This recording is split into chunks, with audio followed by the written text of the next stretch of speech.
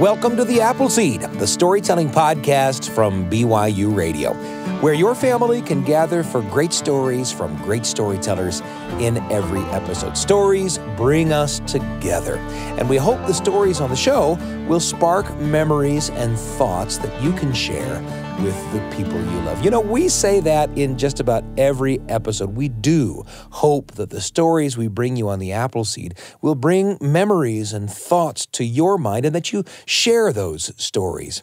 Well, today we're going to bring you a special episode to honor the importance of those stories we hope you're remembering and sharing. Normally, when you listen to our podcast, you hear stories from professional storytellers from all over the world. But today, we wanted to focus on stories submitted to us by listeners just like you. We're calling the episode DIY stories, do-it-yourself stories. Sometimes you get your story fix from the great performances of other people. And, well, sometimes you do it yourself.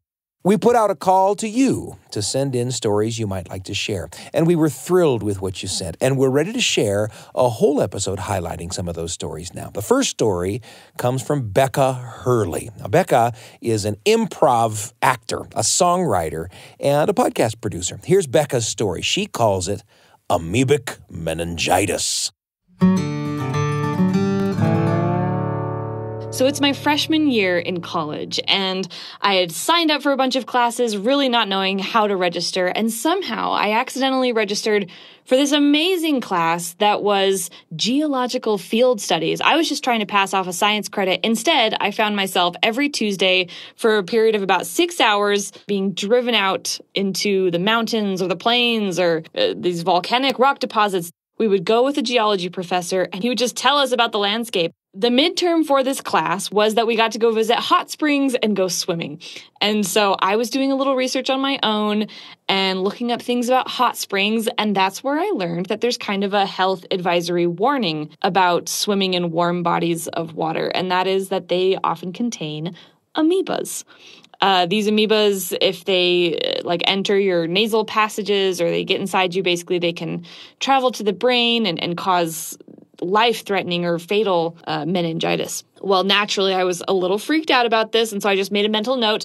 I'll never immerse my head. Apparently, that was enough. I'll just never let my face go in the water, and then I should be just fine. No risk of amoebic meningitis.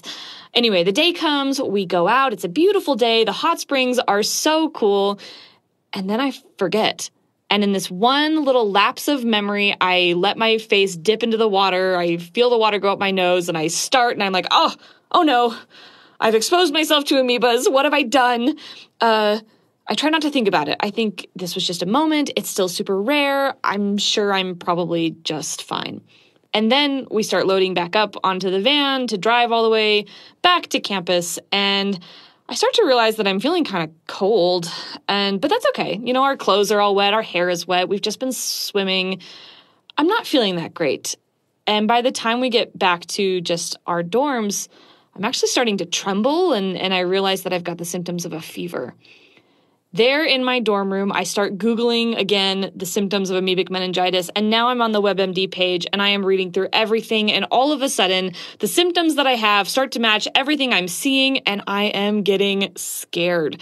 And so wrapped in all of the bedding that I owned, I tried to diagnose myself using WebMD, and I called out to my roommate, who was only a few feet away, and I said, "Sydney, if something happens to me, I need you to tell them that it's amoebic meningitis and they have to act fast." And of course, without any context, she was like, "Okay, you look fine." And then in the meantime, I was thought, well, what happens if I collapse? Like, it can move so fast, right? This amoebic meningitis, it could kill you in 24 hours. What if we don't even have that time? So I'm leaving a note on the desktop of my laptop saying, if you're reading this, I've succumbed to amoebic meningitis. I need immediate care. And then finally, feeling really sick at this point, I go to sleep. And I wake up the next morning actually feeling not that bad. I do have a cold, but not like amoebic meningitis bad, or at least what I imagine that would be. As it turns out, I had probably the worst 24-hour bug I've ever had in my whole life. And it just coincidentally happened to be in the perfect time frame when I put my face in the water of a hot springs and managed to convince myself that I had amoebic meningitis. I'm really glad it wasn't that. That is the story of my close brush with amoebic meningitis, but really my close brush with WebMD, which I've now learned to take with a grain of salt. That was Becca Hurley with a story she calls Amoebic Meningitis. And our next story is from longtime listener Karla Huntsman. Karla told us, "I love the connection and warmth I feel from each Appleseed show." We're really thrilled to hear that from Karla. It's how we feel about great stories, too. And here's a story about when Karla was a high school drama teacher in Idaho Falls. She calls the story David and King Arthur. Here's Karla.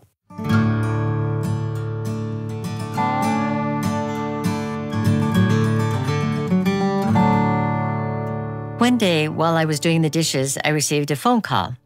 The person on the other end of the line said, "This is David Byrd. Do you remember me?" Of course I remembered David Byrd. David had played a magnificent King Arthur in our production of Camelot when I worked as a high school theater teacher. David then said, "I want you to know that being in that story of King Arthur saved my life." He said that when he was 8 months old, his father had died, and he had no siblings. It was just him and his mom, and he felt alone, insecure. He felt sad. To add to all of this, he had dyslexia and ADD, and school was very difficult for him.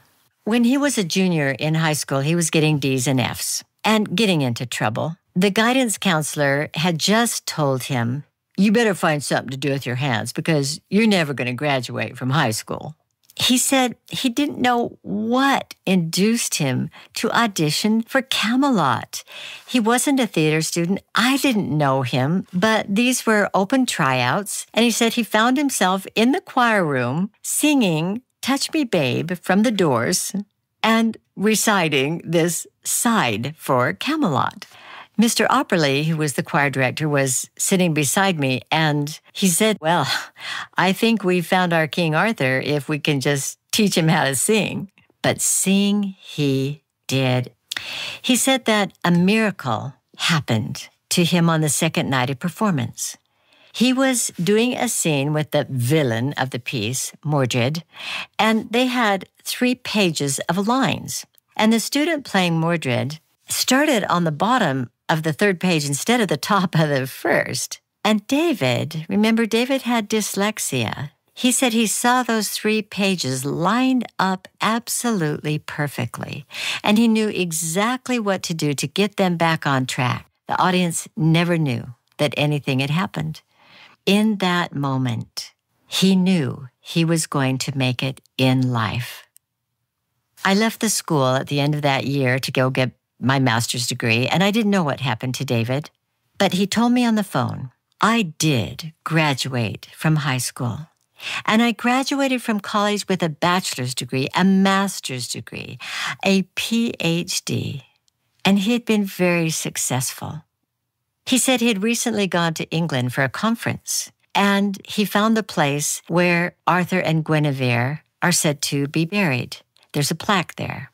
He put his hand on that plaque, and he said reverently, "Thank you, Arthur. Thank you for your story." And I say to David, thank you, David. Thank you for your story.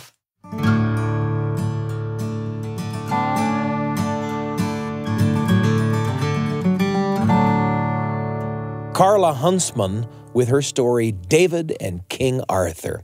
Karla has told stories and even taught storytelling for decades. And she says her favorite part of telling stories for audiences is when audience members come up after the performance and tell her their stories. That really is the greatest. And we couldn't agree more. That is the best, isn't it? Some of the stories sent to us by listeners were childhood recollections, like this story from listener Paul Eberting. Now, his family agrees he's the big storyteller in their family. He grew up in Bellevue, Washington, where his childhood playground was the nearby lake and a pond where he loved to catch frogs and toads and ducks and geese. Here's Paul's story. He calls it Froggy Goes to School. Paul Eberting on the Appleseed.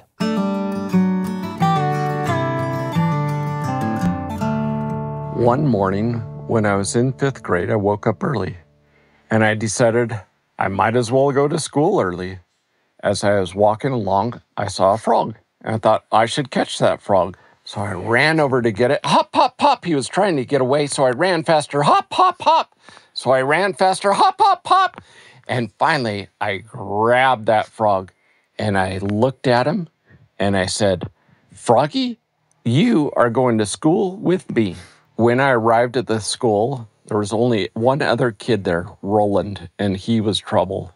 And I said, hey, Roland, I caught a frog on the way to school. And he said, oh, really? Let me see him. So I reached into my pocket, pulled him out, showed it to him. And he said, hey, that's really cool. Roland looked at me and said, hey, Paul, I got an idea. Take the frog and put it in Miss Francisco's desk drawer. Yeah, that's a great idea. I whipped open the class door, ran over to Miss Francisco's desk, opened up the drawer, grabbed the frog from my pocket, put it into her drawer, ran back outside, and Roland and I resumed talking as if nothing had happened. The other kids started arriving, and we waited until most of them had come in and taken their seats before we went in and sat down. As it always did, class started with Pledge Allegiance.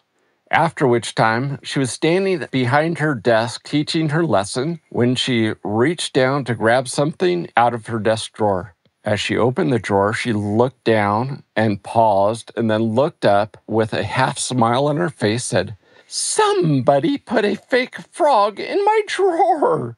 And she reached down to grab the frog, and when she did, hop! It hopped right out at her, and she lurched backwards with a screech, ah! And hit her head on the cupboard right behind her desk. Well, nobody but Roland knew my secret that day. I was the one who brought Froggy to school.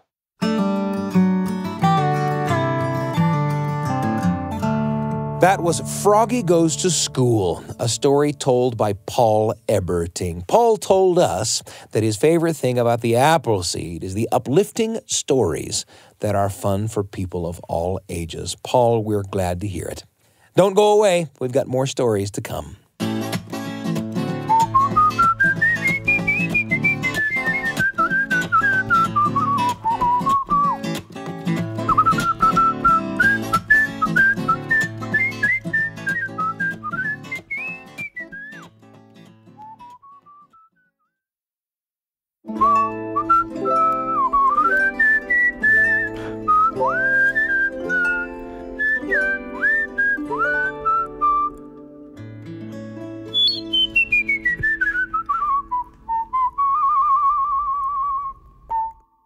It's great to be with you on the Appleseed, where today we're presenting DIY stories sent in by you, our listeners. We always say that we hope the stories we bring you on the show spark memories and thoughts that you can share with the people that you love. And we loved getting stories from you that you said were inspired by something you heard on the Appleseed. For example, in an episode last season, I shared some thoughts, a story of my own, about how I love to visit new places. New places always enchant me. The beautiful things you see, the amazing people you meet. I always long to stay there, move right into every amazing place I visit, until I get home. And that's when I see, through new eyes, the amazing place where I actually live. And I'm filled with thankfulness that I live there. And that's a story that resonated with Jan Smith, one of our listeners. She was a military wife for many years, and she's lived with her family in Washington, D.C., and Denver, and Hawaii, and Germany, Minnesota, and the state of Washington. She knows a thing or two about making a home wherever you are. And after listening to the story I shared, Jan shared with us this lovely story that happened when her family was stationed in Fort Lewis. Here's Jan.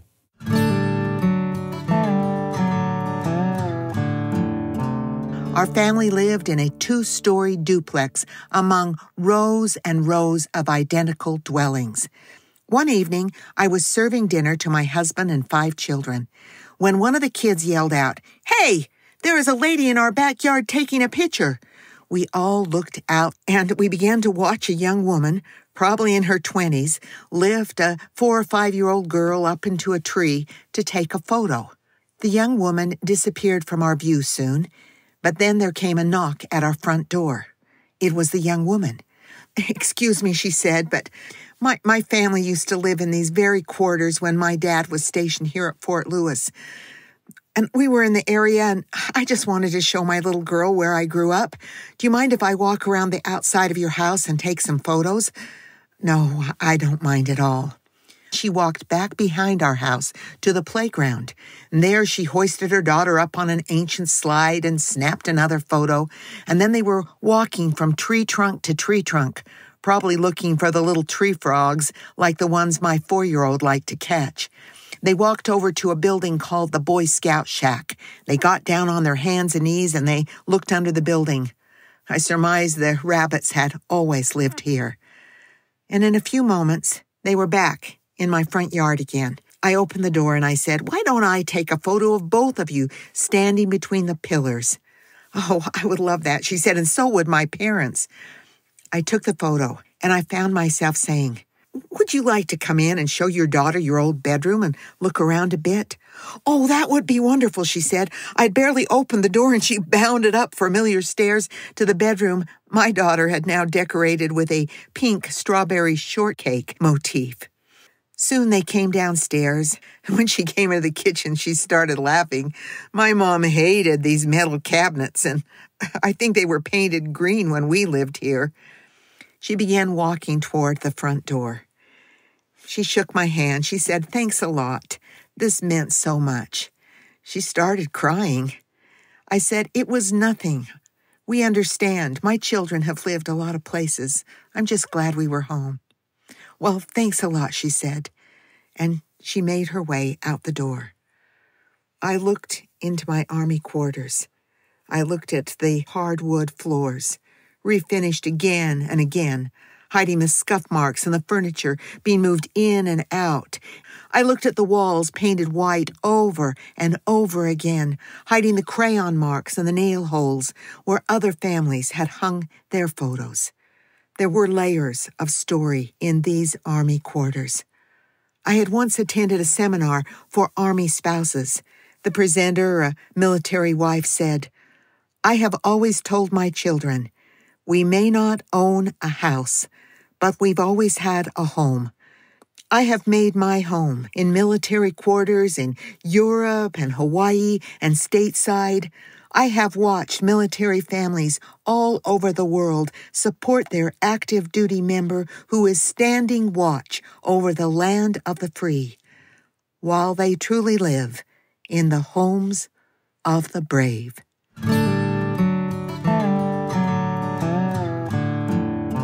That was a story called Homes of the Brave, a story told for you by Jan Smith.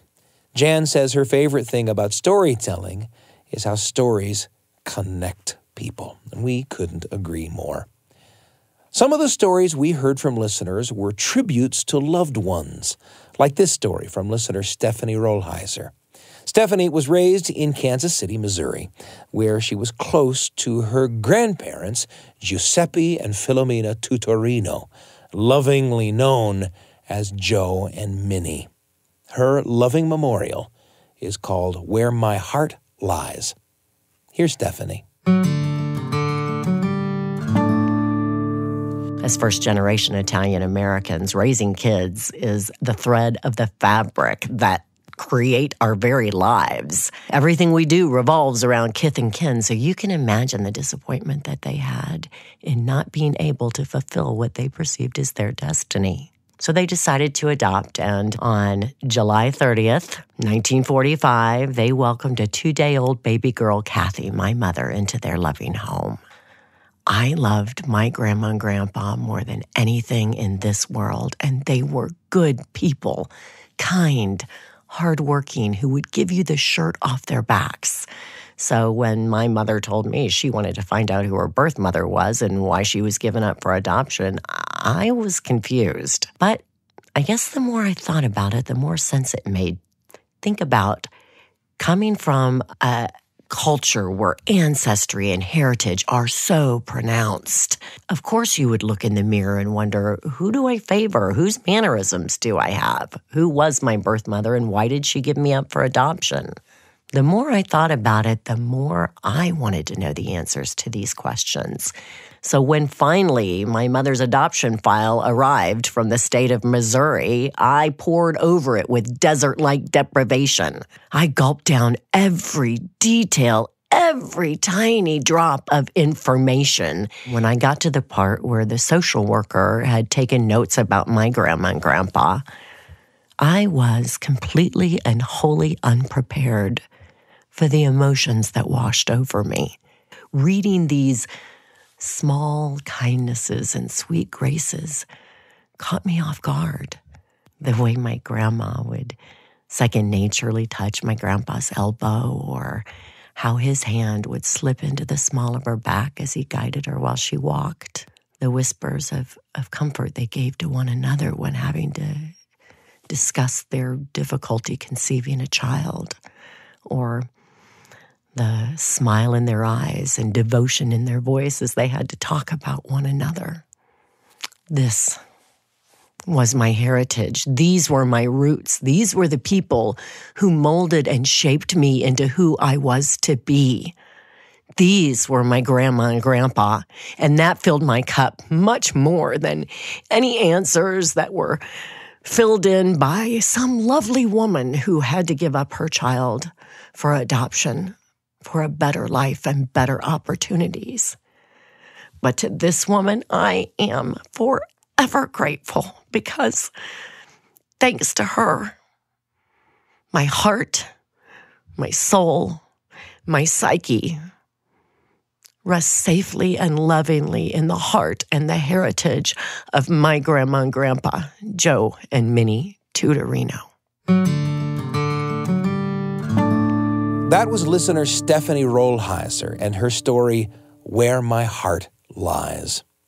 She loves sharing this story because she says her grandparents were a shining example of a real love story involving respect, dedication, hard work, and abounding romance that survived 79 years. Thanks for sharing, Stephanie.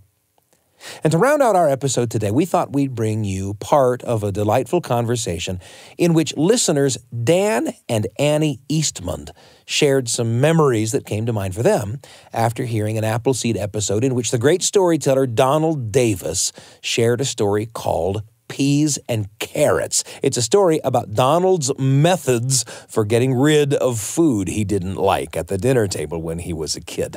You can find the story Peas and Carrots in our archive by searching for it by name on BYUradio.org or on the BYU Radio app. Here are Dan and Annie to chat about that story.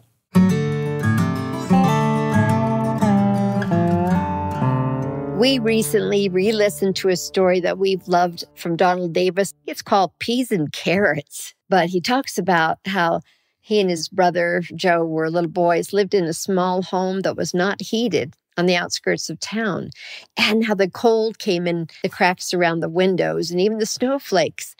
And I was reminded how in our little family home in Idaho with 7 kids, how it could be quite cold in the winter. And when the oil fuel ran out at the end of the month, my parents would use the rest of the paycheck on food, not fuel oil, to heat the house. So that sparked that memory. My mom would open the oven door, even when something wasn't baking, and turn it on just to have a little heat coming in the kitchen. So that's where we gathered too.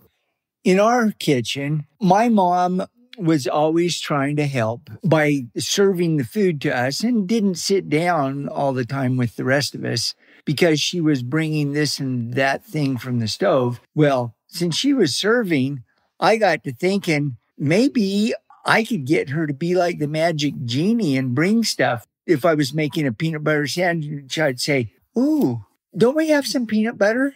And suddenly the peanut butter would appear.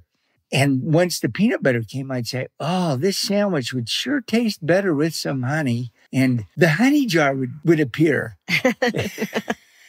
You were sneaky to get her to serve you even more, right? Yeah. Well, Donald telling about the Formica table they had. I remember we had a Formica table. It was a kind of a plastic top table with hollow metal legs. But we didn't eat around our table. It was too small for our large family. It was stuck in the corner, and my mom put cooking stuff on it. But we had a large rectangle table, and underneath you could feel the boards where the extra leaf was kept. And so that's where I snuck the food that I didn't want or that got too cold. I didn't put peas and carrots down the Formica legs like Donald. Oh, and you remember, did your parents say to you, don't waste food, just think of the starving children in China? Yeah, they used that line. It was kind of a way to make you feel thankful, but really it was a major guilt trip to eat the food that was there. A lot of memories that came back from that story. Thanks, Donald Davis. Yes, it was great.